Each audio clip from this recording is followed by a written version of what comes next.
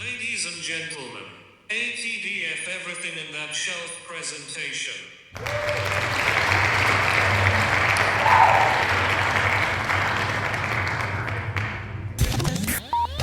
You're now rocking with TDF everything. Spoiled rotten.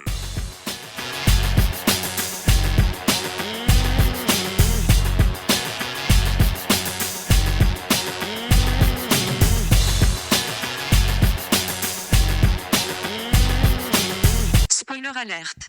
Welcome back, everybody. Hey. It's me, Daniel, And this is Ben on Spoiled Rotten. on that shelf. Boom. It's Falcon and the Winter Soldier Truth, episode 5. Episode 6. 5. Well, what? Yeah, as I said off mic, there's a lot I have written down. So, in the effort of trying to get it done, let's go. Basically, right away, it starts with John running. Sam and Bucky catch up to him. And I found it interesting that Sam was kind of like, hey, man, don't worry. Just kind of in the heat of the battle. Don't worry about it. And then they're like, oh, no, this guy's just a shitty person. And they fight. And it's a good fight. It's a very good fight. I find the Sam's natural instinct to even play the negotiator role, or that well, you know, how he basically did with Carly, like he just wants to talk with people first and connect with people and just he's a counselor at heart. That is his biggest thing, and I love that he's true to that despite whoever it is, right? He just witnessed this. He's just like, hey, you know what, we can deal with this in a better way. And I love that that's his character. Yeah, that he is a good man. Like after all things, that he's like, hey, let's de-escalate the situation. And that's what I do love about him. Yeah. I forgot to say before they fight, it is important to note that it's the first instance of, and I genuinely don't know where he lands on this, but it's the first instance of John Walker being like, yeah, I killed the person who killed Lamar. And they're like, no, you didn't. That's not what happened. Don't do that. So he says it there. And then the other thing is I noticed that Bucky just keeps focusing on the blood on the shield. Like that, not a turning point, but it does feel like when he's like, oh, you guys don't want to do this. It's the scene cuts from Bucky looking at the shield to John in the face being like, yes, we do. Because it's kind of like, no, you fucked this up. Like, I didn't like you, and then you did this. So yeah, I do want to fight you. I do want this to happen. Yeah. It's one of those things where I think Bucky's instinct is definitely to charge in. Like I think it's true that there's more of the Winter Soldier in him than we like to think. Is his natural instinct to just kind of go at it. And I actually didn't see it that way. You didn't see it that way. I kind of did. I see it as, it's what I like about these shows, and what's frustrating me the more and more people are just like, yeah, whatever. They're just going to punch each other at the end of this. Is that this show has shown growth for both of the lead, like the titular characters. I think Sam has legitimately rubbed off on Bucky. So yes, he wants to fight John, but it's not because he's like, this is the mission. It is him. He says later in the episode, that shield is part of my family, and he's just defiled a family member. So that desire to do something in this moment isn't like, I'm in Winter Soldier mode. That is, no, you've actually destroyed something I care about. I genuinely care about this. You've destroyed it.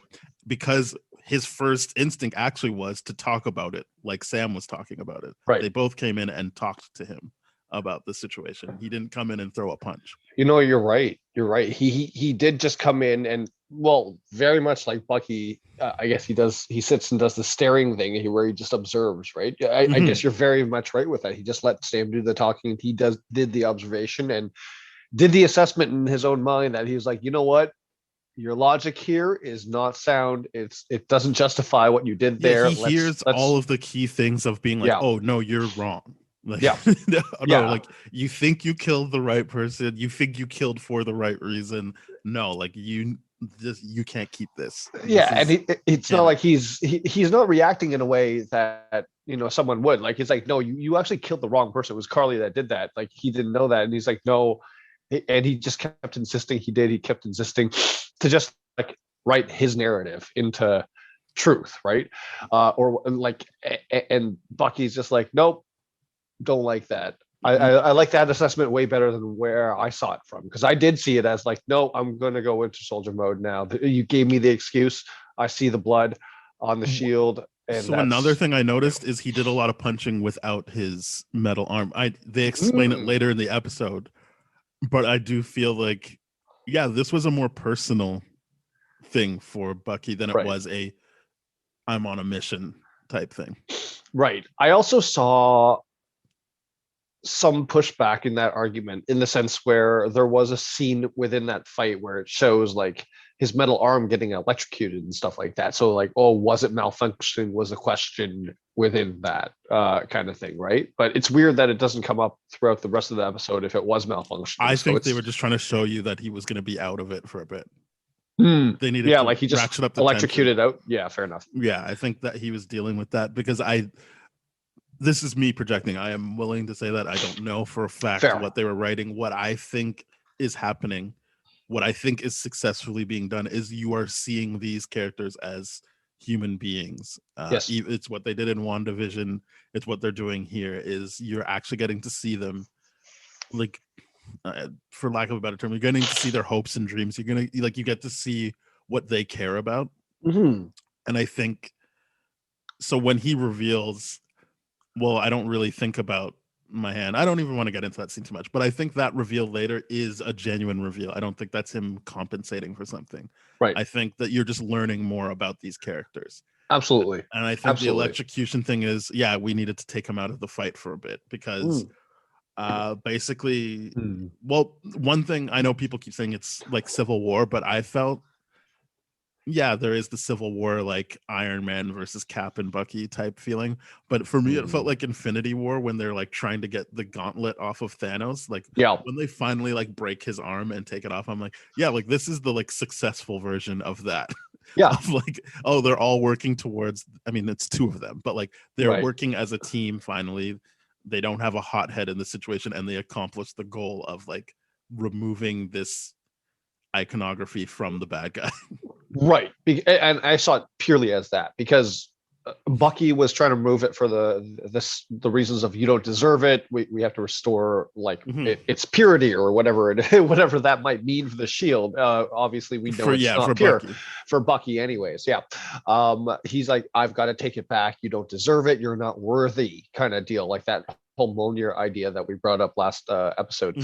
And then Sam's like, we gotta just do this. We gotta incapacitate him. We've already gotten to this point, but Sam's almost doing it to the perspective of like, let's just not go too far, kind of deal. So it's not like the idea of someone's protecting someone else. The idea is here, no, both Sam and Bucky have the exact same mission here. It is nothing like the Infinity War thing. The only thing that strikes the resemblance is the, you mean Civil War or Infinity War? The Civil War thing, where obviously referencing the Iron Man fight. That the only thing that's similar is the visuals, just of Bucky and the shield being there. That's it. It's a 2-on-1 fight. It's very much not even the same fight where Bucky and Steve were using the shield against each other like that. They were just like, no, we got our own fighting styles, and it worked out beautifully. I do like that before Sam can fully get the shield, his wings are ripped off of him, and it feels more like a metaphorical transformation. Very much so. Behind. I'll get into that more, but yeah, like I like the visual of him losing the wings and then Bucky being like, here's the shield, because Bucky takes it, and I will admit there was a couple of times in this episode where I'm like, is he just gonna take it for himself, or like, that was one scene of it, and he's like, no, here you go, I'm out. I've seen a lot of people talk about that, whether or not he was actually contemplating that split second taking the shield, and I was at no point thinking that would be the case, because I was thinking that Bucky respects Steve way too much and his opinion of everything way too much to even contemplate it. I think he was just like having a nostalgic moment of like, we did it. We got this, the Infinity Gauntlet, the shield back. We got that moment. I think that's what that was. I look at it now that I've seen the whole episode as him just checking in on that family member of being like, okay, Mhm. you're good, and then passing it off. Yes. I will admit I did fall into like, oh, is he gonna take it? But having Mm, seen the whole episode and having the context, I do feel like it is just the check-in and then being like, yeah. okay, it's good. Yeah. Like we did it.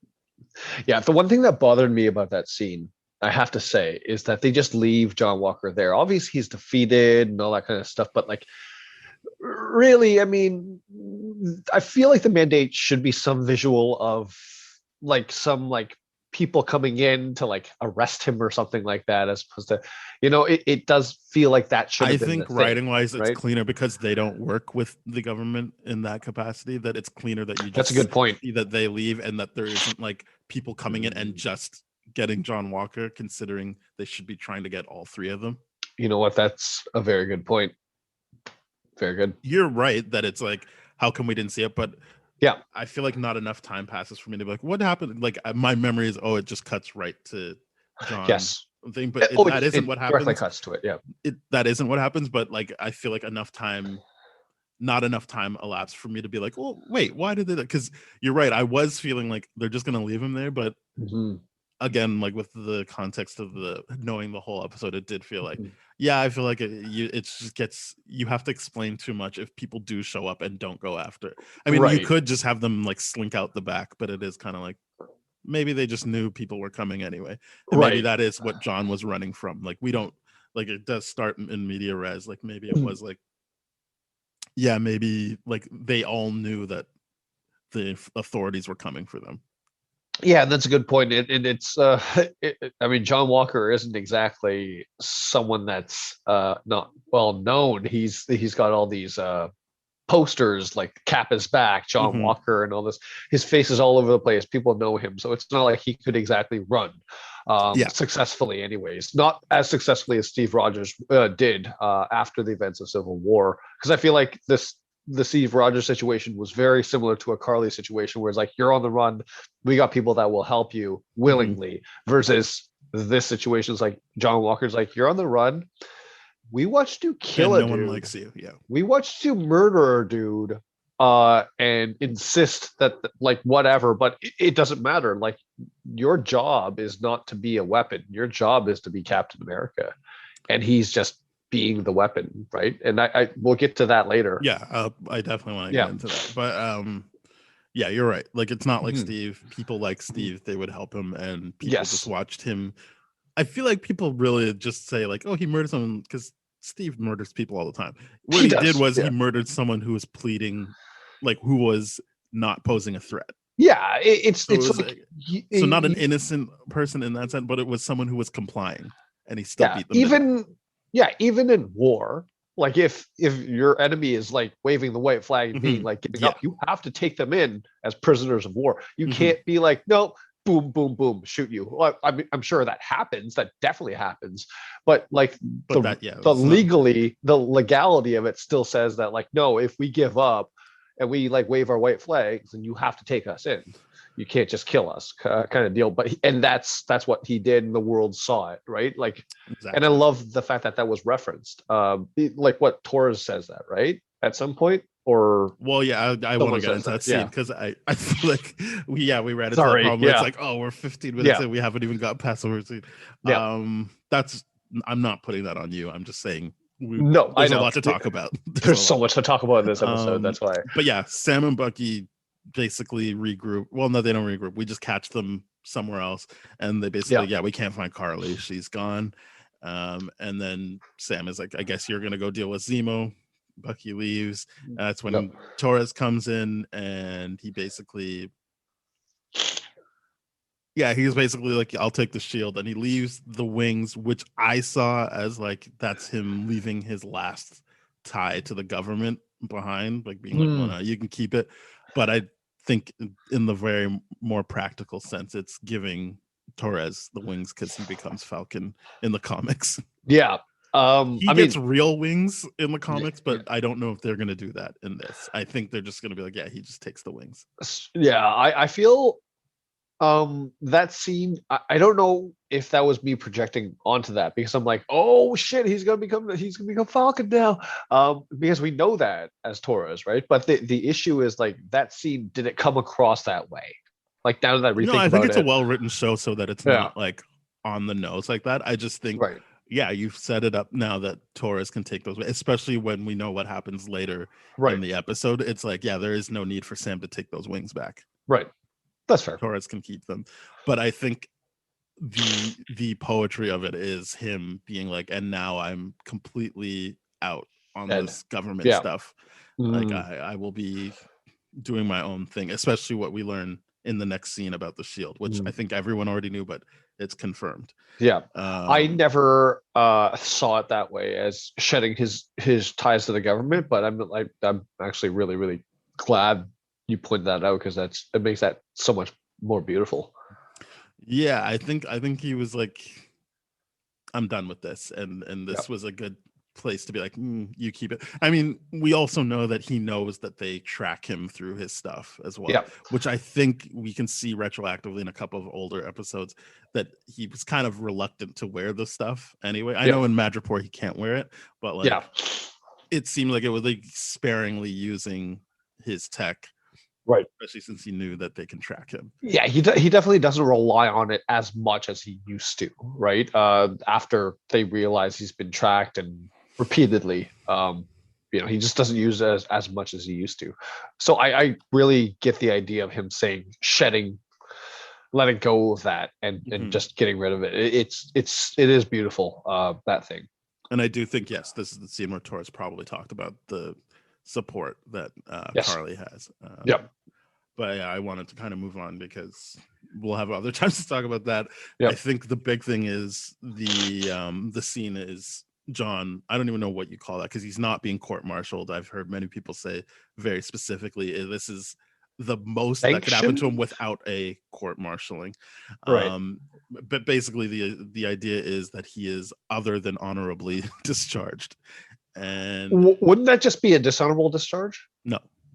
There's varying degrees of the shame. There's varying degrees of shame. I think this is got it. I think this is them being like, you are being dishonorably discharged, but we can't call it that because we recognize that all the medals and achievements you have done. So I think but I do like other people have said that other than honorably discharged means that like that's as severe as it can get. If it was more than that, then he would have been court-martialed or something like that. Right. So it is. I think it is a technical. It isn't just like a funny way of saying it. I think this is a specific thing that can happen. I see. But anyway, what I liked about this scene was I think this is the perfect example of. Yep. You can't say there's just a couple of bad apples when you're dealing with the cops and stuff like this. This is 100%. Very clearly you are seeing the bad apple, and he's saying, "Yeah, I get that. I was following your orders. It is the whole system that is fucked. I did it because that's what the system promotes." 100%. This is what you told me to do. I did it for you. I did everything. I was your poster kid. I jumped through your hoops, and you're still hanging me out to dry. And I'm calling you out publicly. I think it is jumping through hoops, but I think it is just like this is the culture. Like this isn't like I'm not some kind of special situation. Like I am. My whole life has been this. Even before I was Captain America, is dealing with your mandates. So like the whole system is fucked, not just this special situation. Correct. This is not one person. This is a representation of the whole system. Yeah, so like you're getting mad at me for doing what you asked me to do, which I like that they're showing that. I don't think people will see it that way, but it is very clearly showing like you can't just be like, well, that cop just is bad. It's like, well, no, like that's what the system breeds. Yeah, they're always going to breed. It's only because Cap and even Isaiah went against what the government was telling them to do that they can be considered heroes. It's not they weren't just doing what the government told them to do. Yeah. It was they did the morally right thing. And Isaiah also did the morally right thing. And we will get to that. We will definitely get to that. So I want to hold off on any further comment. They did the morally right thing. And this is and John was just doing what they told him to do. But he took it further, but like it's so weird because I feel like in that scene, it's just like he is the perfect soldier and Steve is a good man. Like that's the difference between them. And a good man will be like, hey, that order is not right, versus the perfect soldier will be like, it's not my job to question, right? And so John is that perfect representation of that system. And there's a double standard within that system where it's like, hey, yeah, you're doing exactly what we told you to do, but on another level, without very much without you knowing, you should have done the morally right thing because that would have been better PR or something like that. It's just it's this crazy uncommunicated double standard that, but it does represent that all, like, the system is entirely broken. Mhm. That's Well, what it does. I wouldn't say it's broken. I would say it's doing what it's supposed to be doing. Fair. Oh yeah. Well, okay. It's broken for depending on the demographic you belong to, but it is Well, doing what it's yeah. supposed to. It is I holding would say certain people down. The political side of me will always say this. Like when people are like, "Oh, like cops are supposed to uphold," they basically are there to protect property. They are not They there to are. protect people. They're not there No. to, like, it is so that like property and people with money feel safe, and Yeah. that all of that is upheld. Yeah. That's it. So that is what we see with the GRC. Again, we will get to that, but it's this show, I feel like, is doing a great job of showing that, and I know they're using superhero stuff so that it's a bit removed, Right. but the analogs are there. It's quite clear. Like we just went through a year of all this, we're getting right back into it again with more cop shootings and stuff like that. Like you're seeing, I'm hoping people can see the similarities there, that like, no, we don't have a GRC, but all of these things are connected, and it's a system that is working to do a very specific thing. And that's I can't wait to get to that later, the GRC stuff, because I have a theory that is a little bit different, but it's gonna be very, very interesting. So then the next thing is him with his wife, kind of like, what the fuck happened here? Right. And I gotta say, I wish that Disney and Marvel would just trust their shows, because I do feel like this is a great cameo. But if you build it up as like this, on the 5th episode, there's gonna be this crazy cameo. I wish they could work with Thor. Oh, it's gonna make you cry. I'm like, well, why did you do that to yourself? Like, right. Why couldn't this just happen? Why couldn't people just like, oh fuck, Julia Louis-Dreyfus is in the show and she's having an amazing scene right now. Like this is a great scene, but it's hampered down by, like, not for me. I'm not saying for me. I watch other people track this stuff. It's hampered down by like, oh, I guess that's the big cameo, instead of just having it be a surprise that it happened. Like I feel like they could, like the same way they didn't hint at Io coming and like Wakanda being involved, they could have just not talked about this either, and have people be like, this is great. Like what a great time.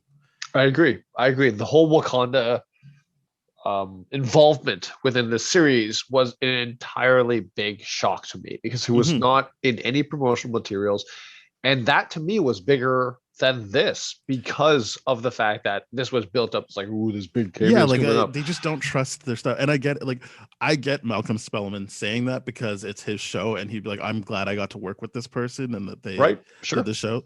But like the way it's promoted, and we like, I agree with you. I feel like maybe I don't know what I'm talking about. Like, I'm sorry, not maybe. I definitely don't know what I'm talking about. But to me, you always hear that, like, about the Disney snipers and like what you can and can't say in an interview. So what I'm saying is, Marvel was obviously okay with him building up that cameo, which leads to them not trusting what they have and being like, oh, I guess put out that thing that we got a big cameo. Yeah, you can say that, Malcolm. Go ahead. And it's like, don't stop doing that. I hope they don't do this for Loki. Like I hope they just let the show run. I'm sure they will, though. I'm sure they will. I know it's so disappointing, because like this would have been a very cool scene in a very cool show, and now it's like I can already see all the people being like, no, it's just this.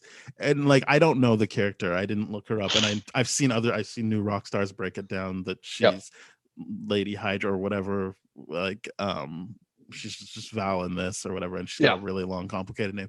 I just liked her energy, and if anything, I wish she could have been in a scene with Tony Stark, or Iron Man. I feel like that would have been really fun. The two alphas colliding kind of deal. Like Yeah, that's just for sure. really cool because it does seem like she's like recruiting a team.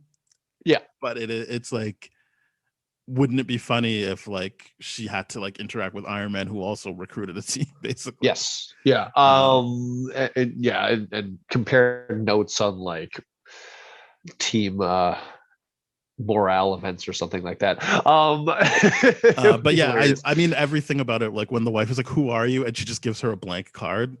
I was like, that's hilarious. It is hilarious, but it's just one of those things where that scene read, there's so many microaggressions within that scene where I'm like, why are you just completely dismissing the woman of color here? That just felt so bad. She doesn't I'm like, look at her. Yeah, I mean, I'm like she the does two for one white scene. people. Yeah, I'm like the two white she people tells here her to are move, just like, and she puts her back to her.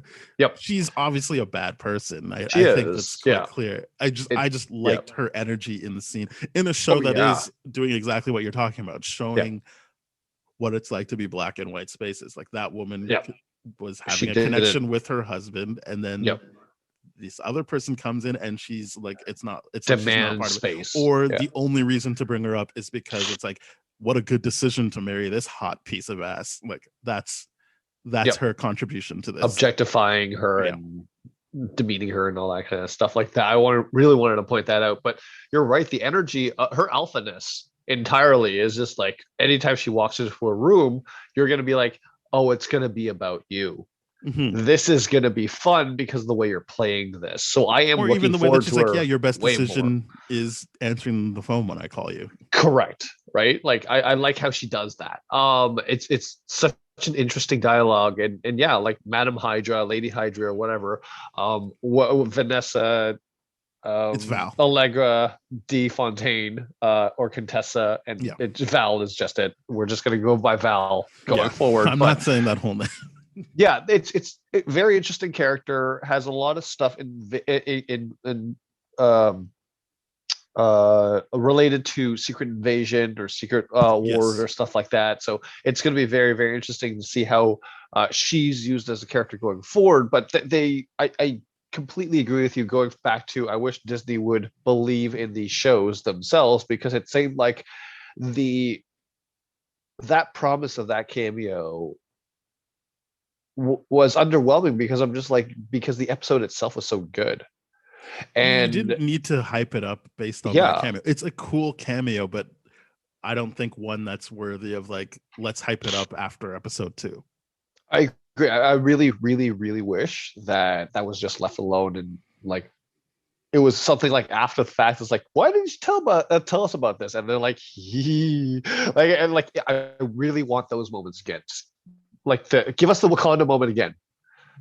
Where it's like, I mean, that's what I think is what Marvel. I don't want this to turn into a discussion. I'm just saying, like, for me, it's what I've said, like, about why I feel Marvel has been more successful than DC, not because of how they rolled out the movies, but because they are able to have moments of like, holy shit, like I can't believe that happened. Whereas DC, like, because they keep trying to rush to the finish line, you don't have time to build up to a moment like that. It's just kind of like, okay, I guess they're here now. We're doing this now. Because the biggest difference is the holy shit moments in Marvel are like that. Holy shit, I can't believe they did that or that happened. Versus in DC, it's like, holy shit, I can't believe that was Jimmy Olsen. They didn't do anything about it. You know what I mean? That's the biggest difference. It's like, oh, wait, what? But yeah, you're right. Not to get, you missed it. Yeah, but I think they need to trust that that's what they've got going for them. And as I said, maybe he did just say that, but I feel like we've heard how controlled they are about what you can say. And having done interviews myself, not like having interviewed people, there is clearly like a script they have, and whatever question I ask, they can pull from that script to answer questions. But yeah, like it feels like that was something they had to go ahead to be like, yeah, you can tease the episode 5 cameo. The level of secrecy involved in stuff is awesome and crazy now, because even like the revival of Scream, they're shooting like multiple endings and multiple subplots. They're actually shooting it, not just writing it into the story, the the script. That's the level of paranoia they're going to, which I can appreciate, because I don't like stuff being spoiled, and we love our internet sleuths. So at the same time. So then I guess the next scene is the flag smash. I don't even know where this is, but like wherever they were last episode asking for Donya, like the flag smashers are back in that. I'll just call it their home base. Yeah. And they basically realized GRC shut that place down. Yep. And it seems like killed some people in the process. So Carly's kind of just like, how many times do we have to pay with our lives just to be citizens of this goddamn planet? Which I know that this show has kind of pushed her into bad guy role, especially with a scene that happens later, but I do think that is a valid frustration, and it's 100%. It's like, yeah, like we're being displaced, we are being treated as subhuman, now we're being forcibly removed. Like it's just like, yeah, like we are we can't even live of this out planet. You're trying to like put these borders on, but it's like we still deserve to be on this planet. You can't just keep pushing us around and killing us before we fight back. No, and you know what, like the way, and I really hope that people look at her character and her cause with a lot more empathy, because she is so valid in a lot of these things that she says. Well, because I've already seen people tweet like full on like institutions, not just like other people on Twitter or YouTubers being like, well, it's episode 5 and we still don't know, like, or this was last week, so it's episode 4 and we still don't know what the flag smashers want. And I'm like, what do you mean? The show. You're definitely not watching the show if you think wow that. They want to reduce it down to like, we want $100 million or something like that, don't they? They want like one thing. It's just like, no, what they want is, just because there's no list for you to easily conceptualize it, but it is a very easy thing. They want to be considered a part of this planet. They don't want to be displaced. They want it to be back to like during the blip when everyone could just work together. That is what they're trying to do. But more importantly, what they want too is a voice in how the rest of the world is reorganized too, because I think that's the biggest frustration that I'm feeling from them and from this episode, is not being heard. Right? You see in the John Walker scene, he's not being heard. It's like, hey, you can talk all you want, the decision's already been made. Like that's basically what that whole council is doing. Is like, hey, you can do whatever you want. You can throw are you done your temper tantrum? This has already been decided. You're not going to do anything to change our decision. And basically, I feel like the flag smashers feel the same way. It's like, hey, you know what? How about hearing from the half the world's population that was here holding shit together, and then you guys come back and want to pretend like nothing happened? Like that's a very valid concern, and be like, hey, why don't we have some representation at this table? And not even just I actually disagree that that's what they're looking for. I think they just want I think, because they're not trying to be.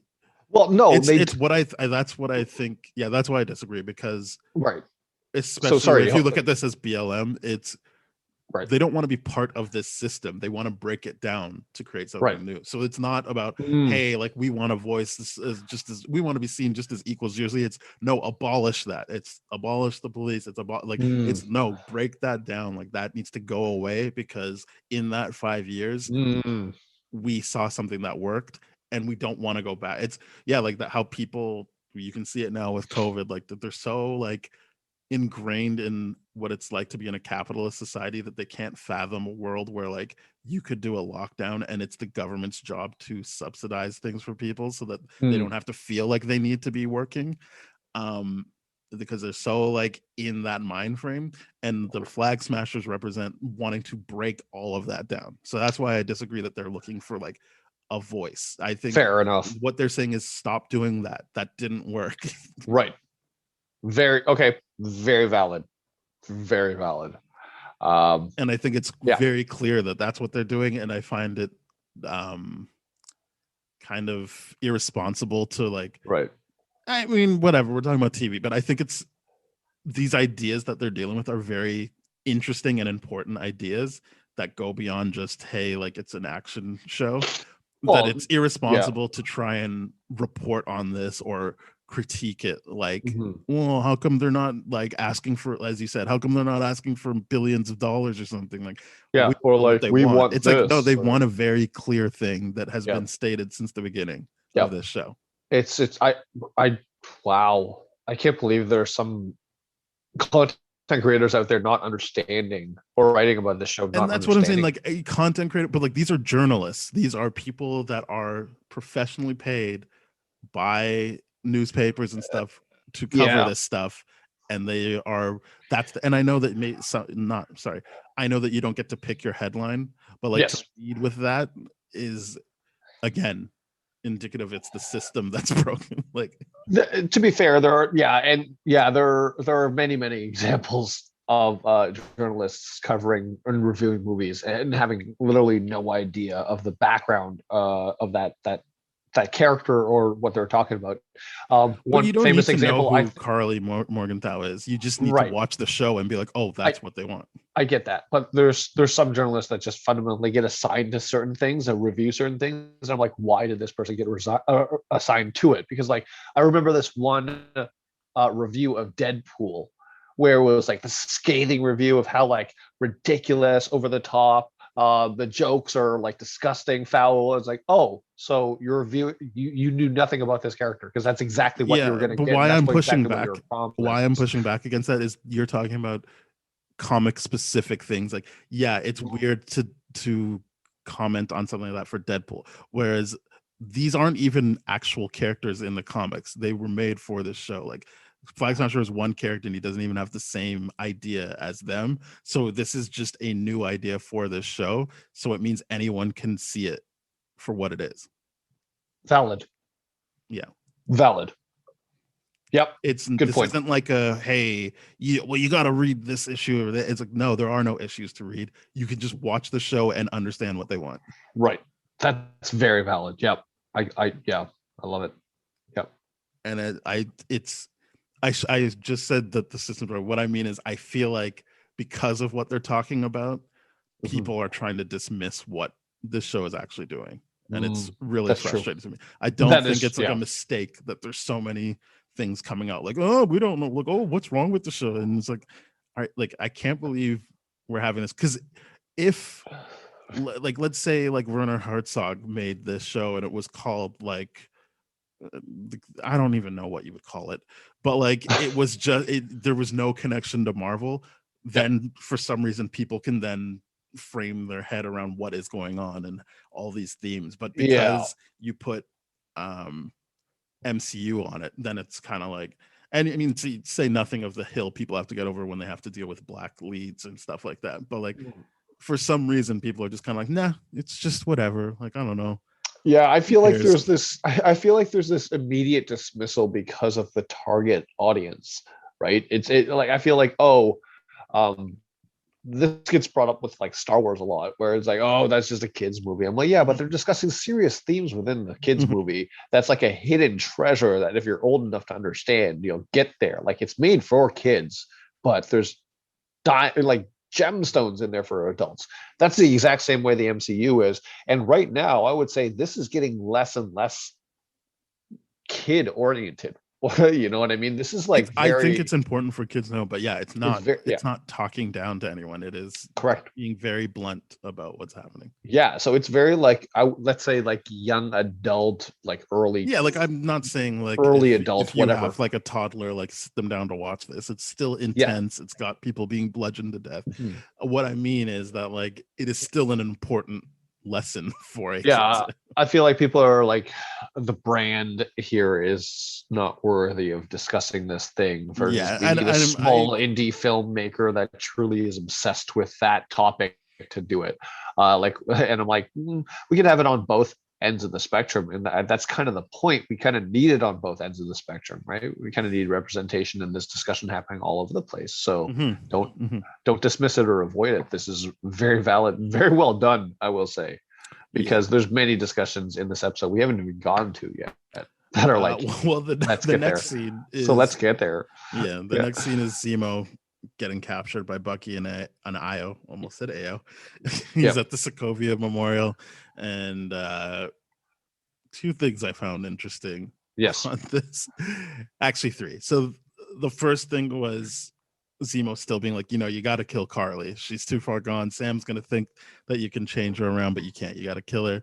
And I think this is the first time Bucky states his, like, vocally basically aligns with Sam. Like, they are a team, they are friends, where he's like, Yep. no, we're going to do it our way. So, like, Yes. saying that he's part of the hour, like, is, yes, he's rejecting killing, like, the Winter Soldier, but it is like, it's what I said before at the beginning. You can see that he is down to do things the way Sam does, which is actually assess the situation and try and talk it out. And this is him vocally saying, I will do that. That is our way. Yeah. It's not like, oh, I'm going to do it his way, not your. He's saying we're going to do it our way.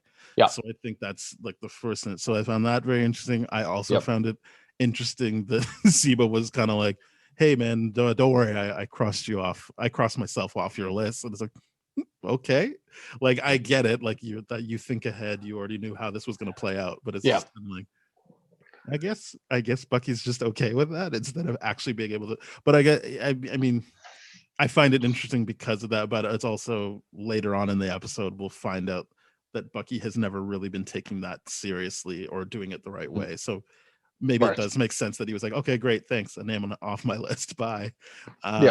And then the third thing is they're taking Zemo to the raft, which I thought was just gone, but apparently is very much still in play. Yeah, I thought it was gone too. I mean, Wakanda. They're taking him to the raft, so that's interesting. That was very interesting to me. I want to hear your thoughts on that, because I don't have any thoughts. I was just like, oh, okay, really weird. Yeah, I thought they were going to take him to Wakanda, and that was going to be like his character's going to continue on in like Black Panther 2 or something like that. But it's just very interesting that, well, it's consistent. I mean, they did just want him captured, right? Like the protest was that he was like, I guess they never were like, no, take him back to us. They were just like put him back. Yeah, the protest was like, why did you help him break him out of jail? You know what he means to our culture and all that kind of stuff. It was never like he's got to face Wakanda law. They were just like, no, they did the right thing. We want him back, but this time extra security. Let's see you break him out of the raft, Bucky. Well, like, I guess they are also pointing out that in the raft, that's where he's going to stay forever. Like, correct. We know he won't, but like in their eyes, like there's no like judicial system that'll be like, I guess he can leave now. He's like in there for like, he can leave early for good behavior. It's like, no, you're in the raft. You're just there forever. Yeah, I guess the Sokovia Accord. Well, I mean, I guess just the prison that they had him in just wasn't sufficient enough, obviously, to get him out. Like, we saw what it was like. So obviously it's not sufficient. Being on the raft, it's like, okay, you can escape, but how do you get out of the ocean? It's underwater. I mean, I just feel like we know he's gonna get out, but we know I can see them just being like, well, you're not going back to like regular prison. I it was very cool. A lot of people and then one thing else that he does is Io says, basically stay out of Wakanda for a bit if you know what's good for you. And then he still asks for a favor, which we find out is the new Falcon suit, which we never see. And I'm just saying that now because then we don't have to talk about it at the end. It's just, he asked for a favor. It's the suit. I do. When he did, is like, hey, can I ask one favor? I'm like, oh, the audacity. And then when he gives the suit, I was like, okay, I see what you did there. I'm less angry about it. I still feel like I can't believe you're still asking favors. I agree. Realistically, it didn't make me feel better that it was for Sam. I was just like, it's so weird that you keep taking from them. I agree. I full on agree with that. It's like, you still got your arm. They didn't take that back, and you're asking for another favor, even though you did like really. I think it's supposed to show that he and Io have like a friendly relationship, even though she said "bass damn you" last episode, but like. Rightfully so, friends have fights, and he really fucked up in that situation. But I still take it as like, man, you just keep taking from them. Jeez, I agree. It's just like, why do you keep taking? I'm like, I'm like, we get it. Wakanda's got a lot with vibranium. You guys rich, but why? Like, it's the ethics of it, the morality of like, why you take it so much? You've offended. You've added insult to injury, and you're asking for more. it still rubbed me the wrong way. Don't get me wrong, but the idea of the speculative aspect of this suit, which we probably won't speculate that much about No, because I we're don't going to want to find talk out. about it Yeah, just yet. I mean, if you want to speculate later, we can. I I've just think we're speculated in about my to talk mind about already. a very important scene Yeah, that I've even I speculated. don't land one Yeah, way or the other on. I just find it very interesting, which is Sam going to visit Isaiah. yep. Um, I've been waiting for this moment. Let's talk about this. so yeah, they basically have this talk about Mentoring discussion, would you say, nope. or like just I don't whatever? think He's he's just like mentoring. I think sharing a it's a story. very Yep. frank talk about Yes. what I've said this show is about always is Yep. being black and white spaces. And Yep. this white space happens to be the country they live in, which is America. Yes. And just the idea that they're like, he's like, yeah, they don't want a black Captain America. You're never going to be you're never going to be Captain America in black. So I think, and basically he's like, oh, give me bitter old man. And he's like, well, if you're not bitter, then you're not paying attention. I mean, I think he said then you're blind, but I know the sentiment. Like if you're not angry, you're not paying attention. Idea. And I think again, it's great to force a character like Falcon to think about that type of stuff. It is character growth. It is we just had a whole segment on it, but like people are not giving this show the credit it deserves in terms of actually moving these characters along. I would agree. Their life journey. Like this is a conversation where Sam actually says, well, I don't get it. Like it's unfortunate that he's that old and he doesn't get it, but he says, I just don't get it. And I know in that moment he's mean, I don't get what happened to you, but it's clear that the deeper meaning is he doesn't get that. Like he's everything you said, like naive and thinking like, oh, like you just got to play the role well and things will go well for you. And this conversation is great about being like, I did do the right thing. He did exactly what Steve did in the first Avenger. He went and saved those people so that they didn't die. He defied law, getting a hero's welcome. And I mean, he even says, and the government was actually going to destroy the evidence by just taking out that whole place that they were being held captive. But he saved them, which you think would have been like, oh, great, like way to go. But it's instead he gets put in jail for 30 years, and the other guys that they tested on were just dying off because they were tested on and it didn't work. And like they told his wife he was dead. Like they didn't give him any of the letters she sent. And when he shows a bunch of scars, which reminded me of what I mean. They did it to slaves anyway, but like actually putting branding on runaway slaves, like actually branding runaway slaves to just remind. And so if they went anywhere, it would be like, oop, runaway slave, can't do it. Like it is just the erasure of that person, but then as he said, like erasing his whole history. And I love that conversation, especially how it pays off later. But like and he said, but they've been doing that for 500 years, which that is the black experience in the States. Is they were shipped there and stripped of their names, of their like way of life, and then forced to do that whatever, and then get punished for doing what they were forced to do once they got there. And I thought that was just really important to have all of that in there. And I know people are just going to skip over and be like, oh yeah, Carl Lumbly's a good actor, but it's like this very, I'm not saying he's not, I'm saying the content of what he was saying is so important for what it is like to be black in this situation. That scene carried so much weight to me. I'm like, it was so weird because it does full on display Sam's naivety, right? It's just like, and it does show you like to a degree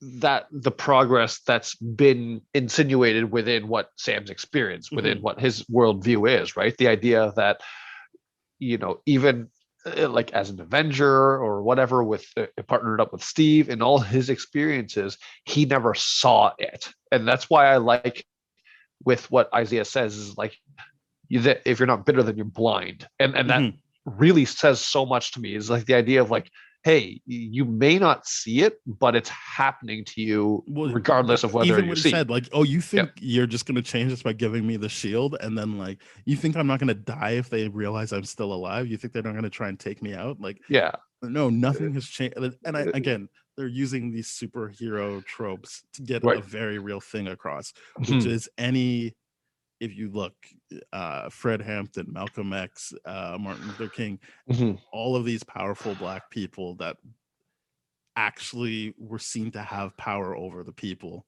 Right. struck down.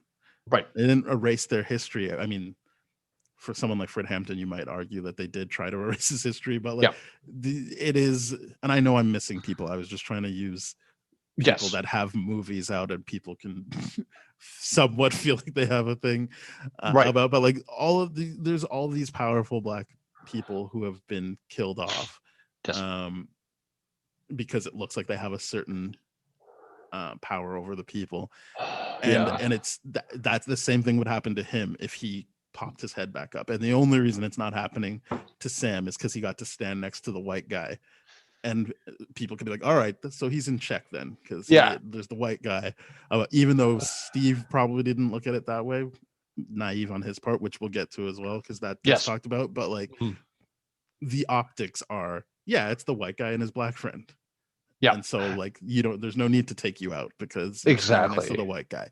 And Exactly. I think it's a very interesting thing, because he's like, yeah, like they're never going to let you be Captain America, and if you're a self-respecting Black person, you're not going to take it.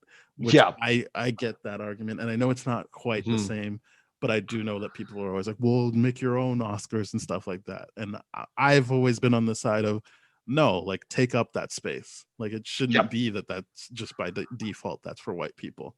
I I feel agree. like as a Black, and that's why I like where Sam ends, but it is, I still appreciate that conversation and that side of things, Yeah. of like, Yeah. There's a lot to be said, right? It's like the idea of like throwbacks to a lot of discussions that are within the show that like just build on other discussions. Like the idea of like I remember like back, I think it's episode 2, where Sam meets Isaiah for the first time, and there's that kid on the street that goes like, hey, you're Black Falcon, and that Mhm. whole discussion, right? It's like, hey, you kid or you Black kid? I got you. Which, it, it does resemble that one period of time within Black history where, yeah, we wanted to highlight and put Black in front of everything to just separate and just be like, here's the power part of it too. And then now the discussion being like, in your discussion, those like every point of these discussions being brought up within within this show is just fantastically powerful, right? Because he does resemble that era. But, well, I mean, Isaiah's just personally, so much has happened to him where he's just like, he's right though. He's like, what do you think's going to happen? The public has already seen me as dead. They don't see me as being real. Like, do you think they're going to gaslight me? Do you like, I don't think or that's do what he you was think they're, saying. no, I mean, do you think like they're going to celebrate me, like his return? Like the idea of like, they're not going to welcome me back. They're never going to do that. Like, you're naive to think that, Sam. And Yeah, it's more yeah, that I don't it is think definitely that his concern isn't with the public. His concern is with the with the very real government. Yeah. people who Mhm. were willing to kill off Mhm. the people that they tested on, Correct. so that no one knew about them, Mhm. and the very real people that, even though they knew they couldn't kill him, decided to kill his lifeline basically, and Mhm. let his wife die thinking that he had died already. And Mhm. so yeah, I think, yeah, the idea is that like, you're not fixing things by giving me that shield, because I still Yep. have to stay underground. Right. Once I pop up, that's a problem. Mm. So yeah, I really enjoyed that scene. I'm gonna try and truncate some stuff here. Right. Basically, Sam goes back home, realizes that they can't sell the boat that they wanted to sell because it's got too much to fix on it. So he Mhm. decides to call in a bunch of favors, because what you realize is his sister Sarah, much like their mother, I want to say is Mhm. Darlene or Marlene, something like that, Right. basically was like, they would always give out to the community. Like, Sarah makes lunches for these two kids that she Yeah. knows their parents don't even wake up until 12, and the mom did the same type of stuff, and so now he's Mhm. calling in all these favors to help get the boat ready to sell. Mhm. Bucky shows up, a second kind of statement of intent of like, hey, like, you are like family to me. I know he doesn't say that, I know he says the shield is, but obviously he feels comfortable with Sam now, Like that's where you see him smiling and he's relaxed. He's not tense anymore. And I'm sure he still has the nightmares, but hold on, I don't want to go too far. But yeah, he basically asked to stay with them. I know he goes, well, I've got a flight tomorrow and I can get a hotel. And he's like, obviously just stay with us. And he's like, okay. And that is the conversation they have about him being like, we don't have to get into it again, but that's the conversation where he's like, hey, how come you're not using your metal? And he's like, I don't think about it. I'm right-handed, so I'm right-handed, so it's not something I immediately think to use. And I do feel like, that's him opening up and being more human. This is, to me, his scene. This scene is him taking his therapist's advice. The therapist in the beginning of the series being like, you need friends, and him trying to reach out unsuccessfully, except for the what we know now is like him trying to do the right thing, but really ultimately not giving that old man, his friend, the closure, because he, as Winter Soldier. Well, I don't want to get to that yet, because that's later with Sam, because I think that's what they're setting up with the conversation they have later. But yes, but this is his first steps towards it. Right, but that Zemo thing where he's like, "Hey, I cross this off," like he would have, like, because I believe that's the one name he doesn't cross off yet, right? Throughout the whole thing, like even in those first episodes, he's like, he talks to him and doesn't cross off that name. Which name? The friend, that the old Asian man. I think so. That's the name he doesn't cross off, right? No, okay. I haven't seen him cross any names. Well, he crosses off that senator's name or whatever. Yeah, but that doesn't. It wouldn't make sense to cross his name off yet. Fair enough. But the idea here is like he is genuinely making a friend now, and he's just not. I love how there's just that little quick, we're not friends, like that little joke thing, but he's made a friend, and this is great. I'm loving this. This scene was awesome. And so then we get to the scene where John visits Lamar's family, and it's the second time that he lies about he's lying to him. I think he's lying to himself. He's lying to himself. About I caught the person that killed him. So an interesting thing I saw in this scene was the two parents who basically make John feel better about himself are dressed in purple, which is usually how you dress Black people in TV. You can watch basically any commercial and a lot of shows. The Black people are dressed in purple. Which I don't know if that's a meta thing, but I did notice the sister who doesn't really trust John is not dressed in purple. She is decidedly not there to make him feel better. Interesting. I didn't notice that. She's just in blue, but she's not in purple. Like the two parents are very interesting, all decked out in purple. The mom even like caresses him and makes him like, Lamar knew the risks and everything, and he was so proud of building John up, even though John should be there to make them feel better. The dad doesn't say much other than, but you got him, right? Like the person that killed their son, you got him, and he's like, yeah, I did. And so then that's the father's contribution, and then the mom has to do the she's got to console nanny him type thing of making him feel better and building him back up. I just thought it was interesting that in that scene they are both dressed in purple and the sister is not. It's very interesting. I did not pick that up I'm all. Always That's looking very for interesting Black people dressed in purple, but I think it seemed like, and I can't unsee that now. I want to say that for the most part, Sam isn't dressed in purple in this show. I don't think he is. I think there's many scenes where like in Madripoor and there's purple in his suit where he's supposed to be playing a typical Black person. Right. I don't think I've ever seen him wear purple. I think the one imagery I will point out is that the colors that they want tied to Sam are like the brown, the red, and the blue. And I think that's very, very interesting because, like, especially when he's training with the Shield, he's wearing like the red shirt and the blue pants or something like that. But it's very much like, oh, okay, this is the color scheme they're going for. More on that later. But like the idea of like, ooh, okay, this is black or brown, red, and blue is the color scheme they're playing for Sam. It looks like they've never put him in purple. ever. Not that I remember. Not in the show. I Yeah. can't speak to any time in MCU history. I don't know Right. about this show.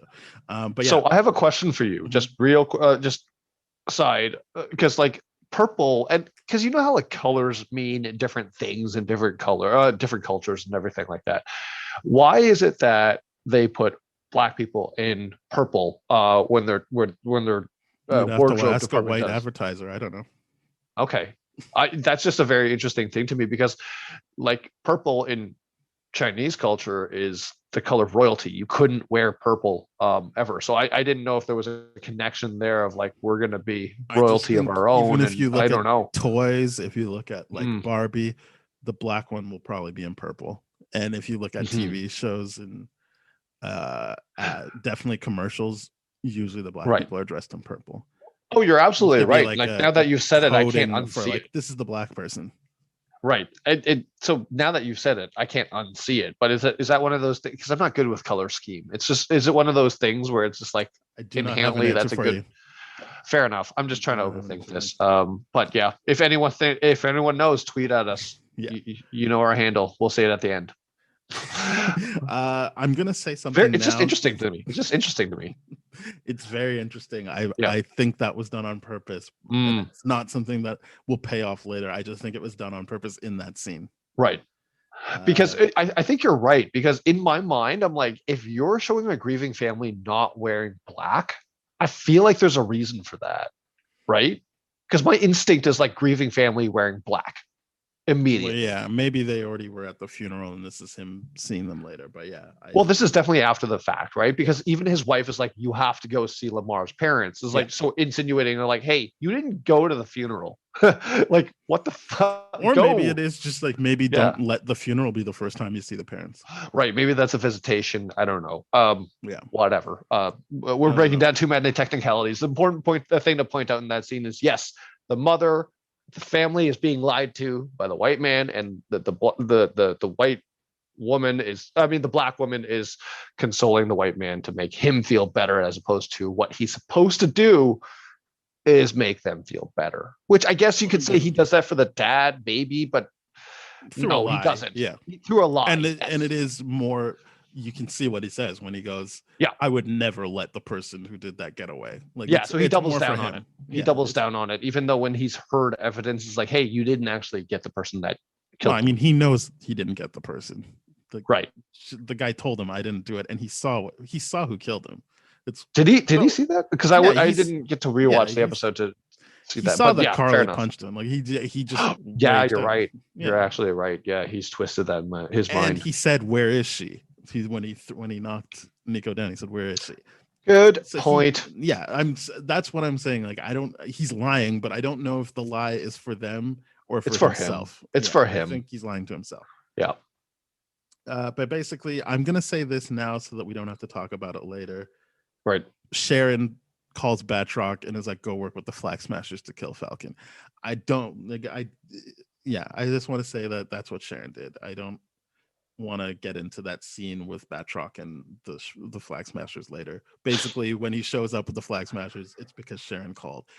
We could that why I want to bring it up is if we wanted to try to unpack why she would do that, we can do that here. Right. I got no clue. Honestly, I don't. don't I just either. think like, what's Sharon actually doing here? Is she being a double agent? I feel Hopefully episode 6 answers it, or maybe it is just she's just living the Madripoor life now. yeah. Or so here's she's one paying. of- I guess that's what's different. She's is that paying. she's paying for it, so it's not like she makes money off of this. Right. I think okay. And it doesn't make this sense kind that of she's builds- working on behalf of the power broker, because why would the power broker want to work with the Flag Smashers? I don't know. Yeah.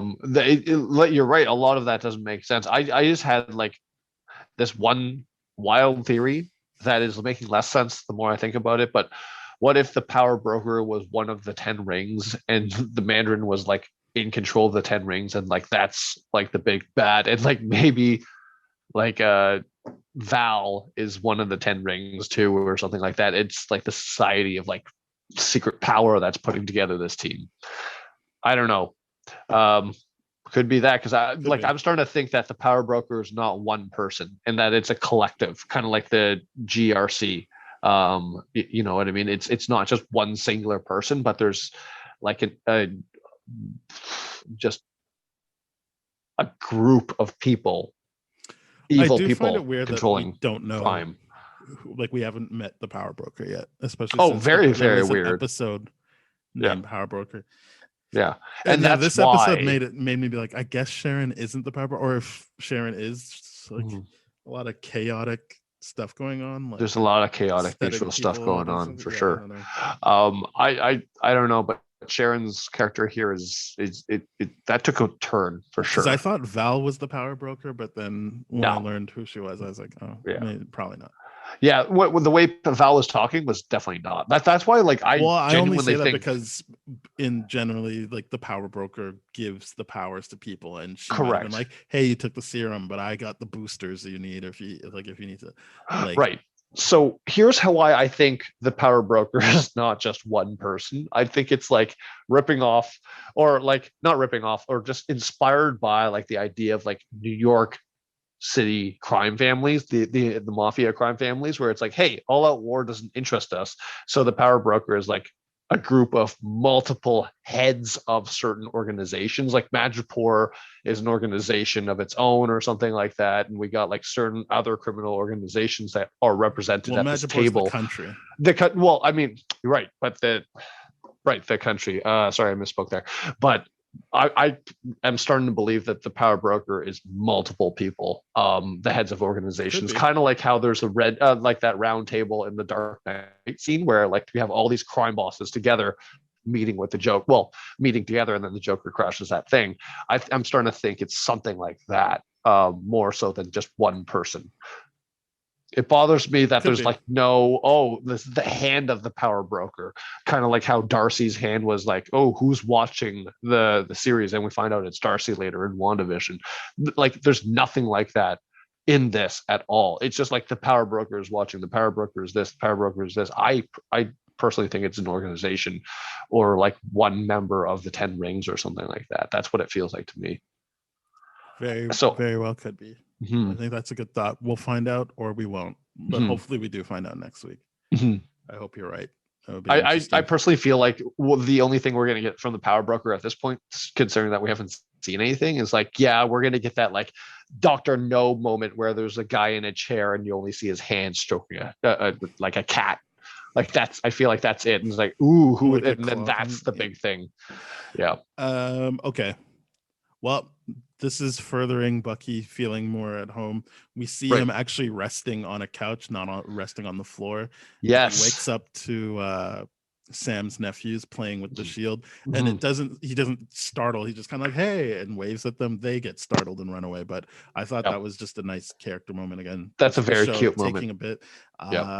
Then basically they get to Sam and Bucky playing catch with the shield, which is cool. But it's the conversation we wanted them to have. Yes. Always, where they're actually open with each other and don't try to pretend like anything. And I thought it was really good that Bucky was like, when Steve told me the idea, like, I think we both just ignored race in that choice and like what it would mean to you. And I know that Bucky in particular is like, and I know what happened to Isaiah, so I probably should have thought about that instead of getting on your case for giving it up. Maybe I should have recognized like what type of toll that might take on you and what kind of stress that would put on you.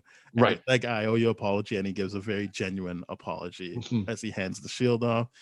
And I like that Sam, like all the counseling he's done, is like, yeah, are you ready for some tough love? Like you're not you've got that book, but you're not using it properly. And that's what I was hinting at before when he was kind of like, yeah, like of course he's like happy for Zemo to cross the list off. He's like, yeah, just another name I don't have to deal with. He's like, but you're not working with them on anything. You're just saying sorry and then being like, I'm done. That's that. Right. And so I like that he was like, you need to, like, which he doesn't know, I don't think, that we're basically trying to pay off that scene from the first episode where he went to the his friend's house and didn't say, I'm the one who killed your son. But that is basically what this is being, where I'm hoping, yes, pushing Bucky to do.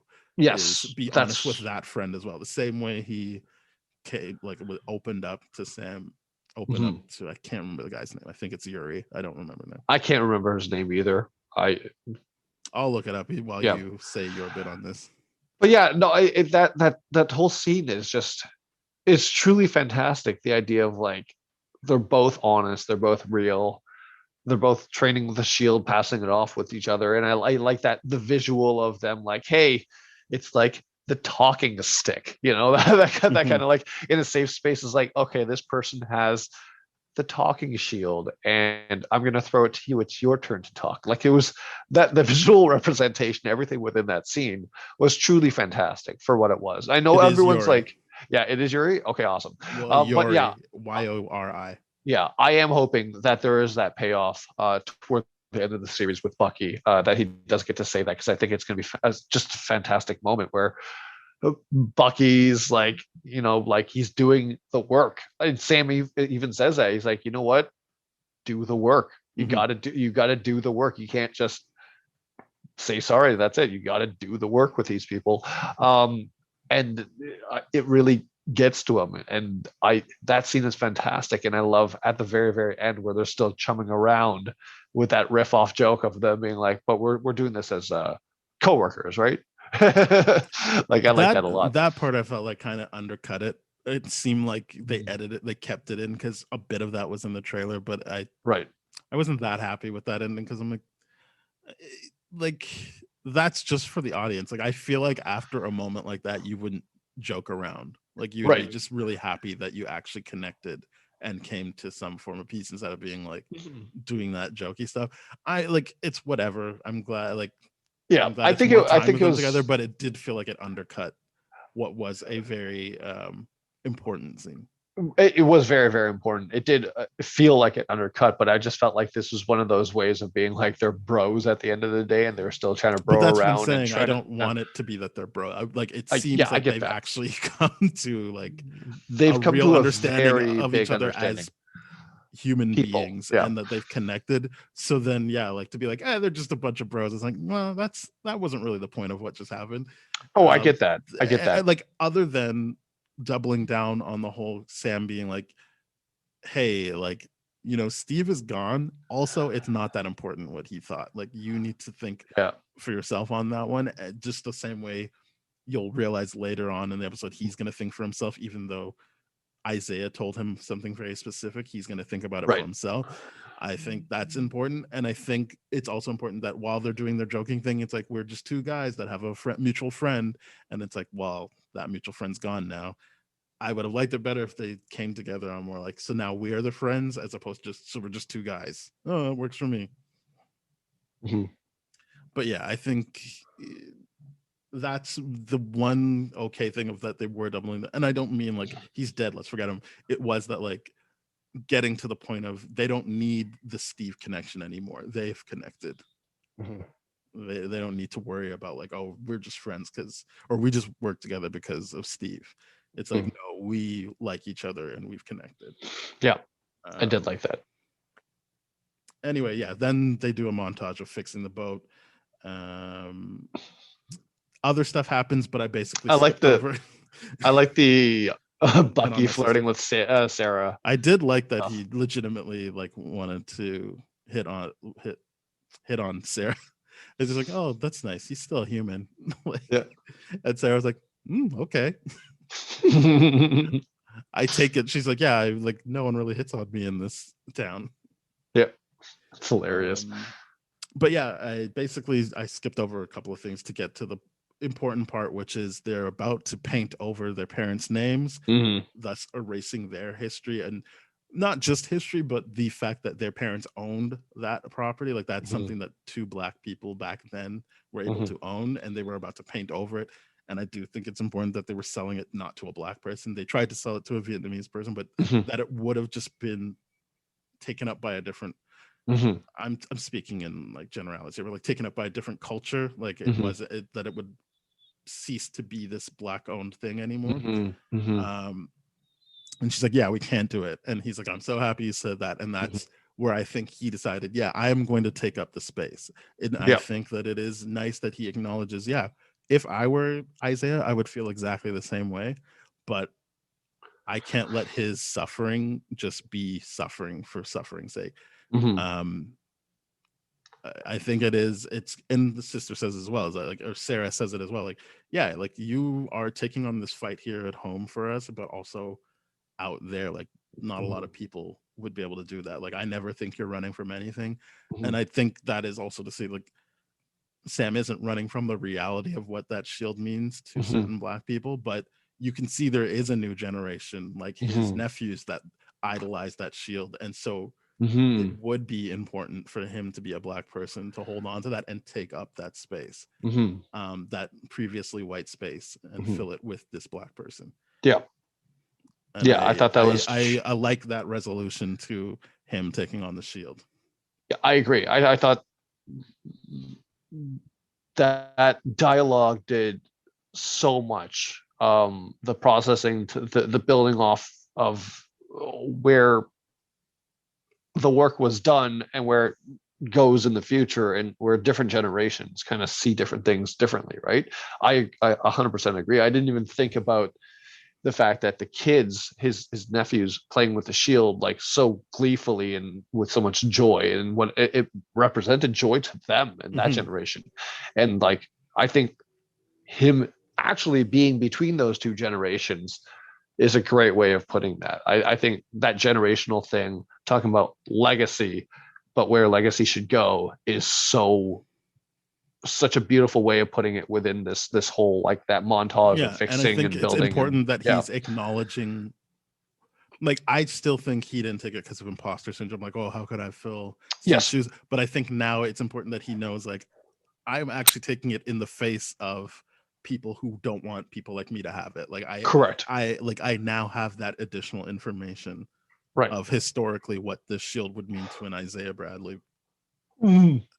And I'm gonna, yeah, like, he suffered so that Sam can continue on. Mm-hmm.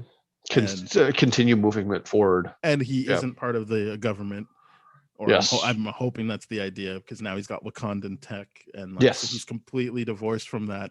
And so it's, Mhm. and as Val said, that shield isn't theirs. Like, we already knew that, but like, Yeah. it's like, hey, like, you know, like, that's not theirs. You like, you Yeah. don't have to give that back. You know, Technically, I know how you it don't have it, starts. but Yeah.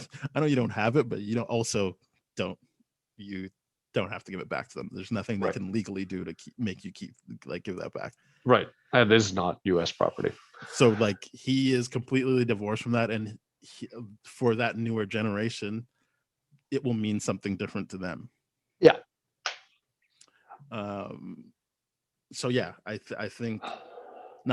like that resolution for him taking on the shield. It doesn't feel like he's just like going into it blindly, like, well, I can agree. make it different. It does feel like he's like, no, I know what they did to other people who try to do this, and I'm still going to push back and take up that space. Yeah, and I'm gonna do it my way. And I'm gonna do this. I'm gonna do it whether you like it or not. I'm all for it. I'm all and then for he it. does a shield training montage, which is fun. But yeah, what were you gonna say? What are you gonna say about that? I mean, like, No, it's a I great didn't want montage. to say anything about it, because I was just like, yeah. No, good. I was talking to the audience. I'm like, that's a great scene. It's just like, it's not easy to use that shield. I really liked them showing his difficulty and struggling with it. Yeah, for sure. Because it's just like, for the same reason of, like, before he gave up, well, like he still preferred his wings in the beginning of the series, right? And then now he's physically giving that up. He's like, he's now really doing the work to adopt the shield, and to be the next Captain America. And I cannot wait to see what the visuals of the next suit's going to look like on him. Agreed. The question is, ultimately, is it going to be a winged suit with the Captain America iconography, yes. or yeah, that's what you assume, right? Because that's what my biggest thing is, and it's like, why not? Right. And that's my biggest question is it going to be that? I genuinely hope it would be, because I think that'd be really, really cool. But I could also see Wakanda Tech being something completely different too. We will find out tomorrow, but next week. I think the exciting thing is going to be what it looks like what the color scheme is going to be, whether or not going to stick to, because I think what it's going to be is black, red, and blue as the color scheme for the suit. I think that'd be sick. Whether or not it has wings is the biggest question in my mind. But the Wakanda tech, I'm dying to see what they can, what they've done with the suit and what it can do. I think it's pretty cool. Yeah, I agree. It will look. I mean, I don't know if it will look. I haven't seen it. I'm looking forward to the look. But what I do know is the next scene is confirming that the GRC is having a vote to displace 20 million refugees. Correct. And this is yet again another thing that the Flag Smashers want to disrupt. Carly, for some reason, thinks that like Batroc is needed to do that, which does not sit well with the other Flag Smashers. They're kind of like, so we just work with like criminals now. And this is what I'm saying. Like, this kind of confirms that she's like, wow, they already think we're criminals. And I'm like, well, we might as well be. No, that's not the right way to take it. But sure, I guess the show needs you to be the villain now for this point. The way that turned out was a little bit less, because I was hoping that the way that was going to be handled was like, look, we have no other choice kind of deal. And that didn't seem that's what she was doing. She was very gleeful about that. We're criminals, so I'm gonna keep, and it's like, oh boy. It seemed like to me is like, hey guys, we're in the big leagues now. We got another big league guy teaming with us. Like, you should be excited for this. Like that's what it felt like. Yeah, and that like she was pitching it and excited for it. Yeah, going against her thing, and she is gonna try and kill Falcon, which does go against her whole idea of trying to remove iconography and actually just making it personal and going after individuals. Right, but I feel like that the reason why that's the case is because Captain America, I'm pretty sure she's got news that Captain America is no longer John Walker, right? So whether or not she knows, she should move on to Falcon. That is true. I think, and I'm not saying this is a flaw in the show. I'm saying this is the show showing you that she has moved away from her initial, way more respectable thing of I'm trying to break down these icons, and she's made it personal. And I know it's just we're doing this because Batroc's only going to do it if he can kill Falcon, but she is like, and then you can kill Falcon. It's like, but that's never what you were about. Like, you've lost your way. And this isn't me being like, hey, this is a mistake. It's just the show wants you to know she's a bad guy in this episode by being in direct opposition with what she talked about last episode, and even teaming up with known bad guys. It's very, very clear, like, hey, just so we're clear now, this is where we're at. To me, the Batroc reveal was awesome. That was a great moment for me. I didn't realize that was going to happen. I was really, really happy to see it. Really happy to see it, because I'm like, either she is big leagues now, or this is going to spiral away from her real quick. Either way, it's going to be an exciting episode to watch, to see what happens. There's a lot of people in the mix, so it'll be interesting. And then, basically the last scene is the GRC is hacked while they're trying to decide. And you can kind of see how callous they are, because it's kind of like, well, the camps aren't ready. They're like, who cares? Like, why are we even talking about this? Just move them. And then they get hacked, and Sam looks at his new shield because Torres has been like, they're in New York. You can go get them in New York. Which, cool. He's about to suit up, and then there is a mid-credit scene where he's DIYing. John makes a new shield. That's it. That's his name. So that's cool. I'm glad that everyone will have a shield in the next fight. Well, just the two people I actually want to see fight, which is John and Sam. I want to point out shields. a few. I want to point out a few things. Like I'm just going to point out prematurely now that I'm going to have some critiques on how he uses that shield if it flies perfectly, because that thing ain't vibranium, and it does not look very aerodynamic, especially with his own little metal that he's put on there. So I'm going to have some choice words about that if that thing is flying like the original shield. Don't like it, but we'll see. I mean, because I was curious, because I was like, all right, well, we'll see, because I was curious, and I did look at the next week's episode teaser. And I don't want to hear it. And I was curious about some stuff. So it's going to be very interesting to see how that plays out, but specifically involving the aesthetics. Well, that's that episode. Last week we asked if you thought that Steve would have killed Tony if Tony actually killed Bucky. Everyone said no.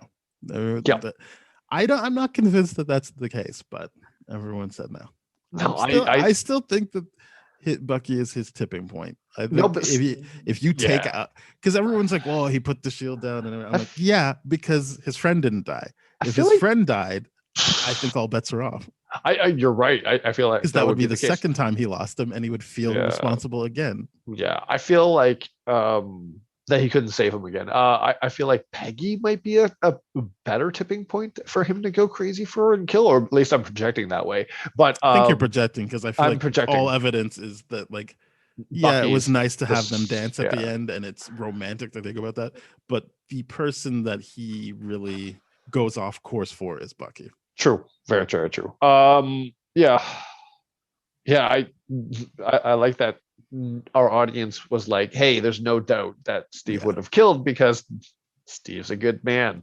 Yes, that's who deserves the super soldier. And I'm not saying he's a bad man if he kills Tony. I just think that's his tipping point. That's his Bucky. Humanity. If he actually lost Bucky, he might lash out. Yep, Bucky is his humanity. At least up until the end. Till the end of the line. Well, thank you very much for listening, everybody. We are on the That Shelf Podcast Network, as Ben said.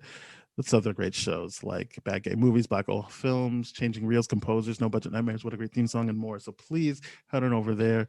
If you'd like to hear older episodes of us, then you can go to tdfeverything.com/spoiledrotten. Our Twitter is @tdfspoiled. Our email is spoiledpodcast@gmail.com, and you can find us on Instagram and stuff as well. Just head on over to those places I told you about, and we are on Google Podcasts, Apple Podcasts, iHeartRadio, Spotify, Stitcher, Amazon Music, Radio Public, a whole bunch of places. So please head there, rate, review, subscribe, and share with your friends. Thank you very much. That's right. See you next time. Bye-bye.